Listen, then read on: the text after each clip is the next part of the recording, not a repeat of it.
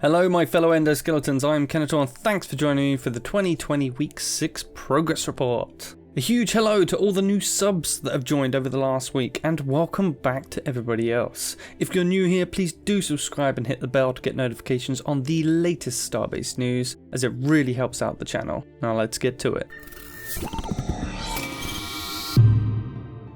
A quick but important reminder, if you haven't yet filled out Frozen Byte's survey for Starbase, then you will not be in for a chance to be picked for the closed alpha. I will have a link for this in the description once again, so get to it if you want to join. Now on to our Lowry quote of the week. There was an interesting conversation about stations and how big they can grow or expand to over time, with the current limit being around 2 kilometers in diameter. This is due to the limit of the shadows within the game, but even still, 2 kilometers is pretty huge. If you were cruising around said 2 kilometer diameter station on a small Visama space bike at its max speed of 53 meters per second, it would take you over 37 seconds to get from one side to another, and that's just going around a station. This game will truly be played on such a huge scale, everything will feel epic. Even something as simple as getting around a mega station. But you're here for the update, so let's get to it. The main design features worked on last week were: old tooltips were remade with a bigger font to improve readability. Ship weapons were tested against basic materials and ships to get a better feel for the current material and weapon balance. Company functionality design was worked on, with co-ownership,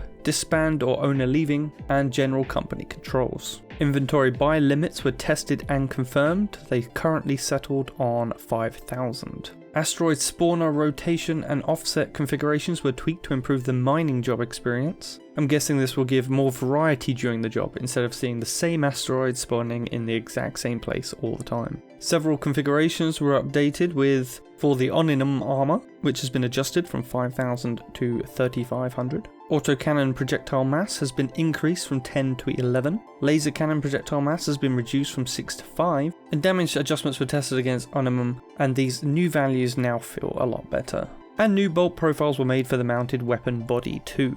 With station design this week, there is VIS grid slot updates, support beams were added, collisions fixed, walkways, landing platforms, hallways and takeoff docks were all updated. Skyscrapers were worked on, with corridor, apartment entrance and roof modules were updated, and new room modules have been created. Our single spaceship design work this week is the Visama and Twin Visama were rebalanced, some plating had to be removed and or relocated. Onto the gameplay update, support added for kill zones that instantly kill players and destroy objects. This will probably mostly be used for things like the planet Eos. You can't land on a gas giant and it will just crush you with its immense pressure. An assert fix with the building tool autofill feature. A bug where virtual bridges disappear from components with multiple virtual bridges has been fixed. Custom ships created via the Starship creator are now bought for the intended price instead of obtaining them for free. Well, there goes our easy ships thing closed alpha. Maybe we can convince the devs to give us a ton of money near the end for testing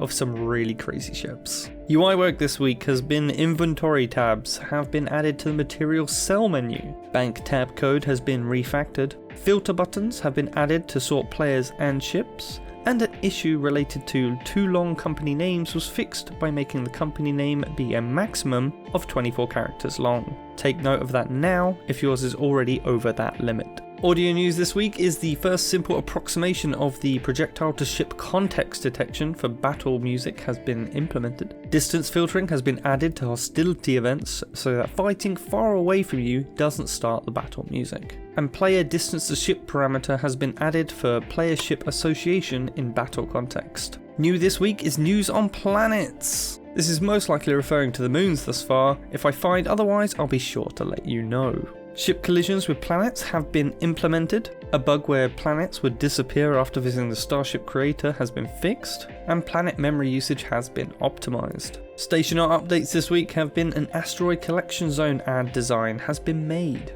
An asteroid mining job signpost and new logo sign pieces have been created.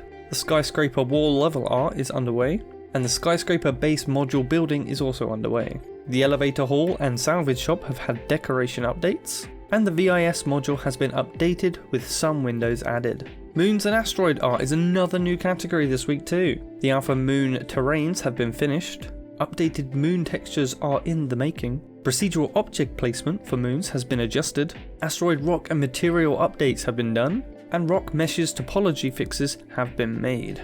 And other updates this week are the new cargo crate baking and texturing has been made. The universal projectors high poly, low poly, UVs, bakes and materials have been finished. Resource Grid utility panels assets design has been modified, and the Resource Grid's utility panel and boxes assets were finished. High poly, low poly, UVs, bakes and materials have been finished also.